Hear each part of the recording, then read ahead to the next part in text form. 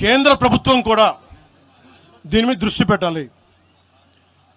ఇలాంటి వాదనలు దేశమంతా మొదలైతే తమిళనాడుకు వచ్చి హిందీ గోబ్యాక్ అని, హైదరాబాద్లో మార్వాడి గోబ్యాక్ అని, నార్త్ ఇండియా గోబ్యాక్ అని, తెలంగాణ యాస భాషలో హిందుస్థానీ ఉంటుంది, హిందుస్థానీ. అలాంటి తెలంగాణలో కూడా హిందీ ఉండకూడదని మాట్లాడుతూ ఉంటే భావాలు ఇటుపోతూ ఉన్నాయి. దేశాన్ని విచ్ఛిన్నం చేసే భావాలు కాదా? భారతదేశం అంతా ఒకటి కాదా? ఇలాగే అమిత్ షా గారిని కూడా ఇలాగే అన్నారు. బెంగాల్కి వస్తే తరిమేస్తాం అని చెప్పారు టీఎంసీ నాయకులు మాట్లాడేది వేరు, ప్రజలు మాట్లాడేది వేరు. టీఎంసీ నాయకులు మాట్లాడితే ప్రజలు వాళ్ళని తగిలేశారు. రోజు ఇలా మాట్లాడితే రేపు పొద్దున ఇలాంటి వదిలేస్తే ఏమవుతాయంటే వందే మాత్రం పాడనని చెప్తారు, జనగణమన పాడనని చెప్తారు.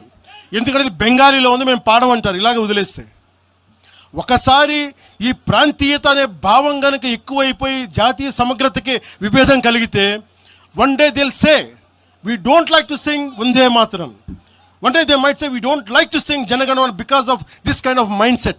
This has to be addressed, this has to be corrected. ఇట్లాగే మాట్లాడారు. మీకేం పని అని అమిత్ షా గారి గురించి మాట్లాడిన చదివి చెప్పా. జనగణమన మేము పాడతాం, మేము వందే మాత్రం మాట్లాడతాం. మేము బెంగాలీ అనుకోలే, మా భాష అనుకున్నాం, అది మా భారతదేశ భాష అనుకున్నాం. అలాంటిది తెలంగాణని ఇంకెంత గుండెల్లో పెట్టుకుంటాం, తెలంగాణ ఎంత లోపట్టుకుంటుంది, తెలంగాణ కోసం ఎంత చచ్చిపోతాం.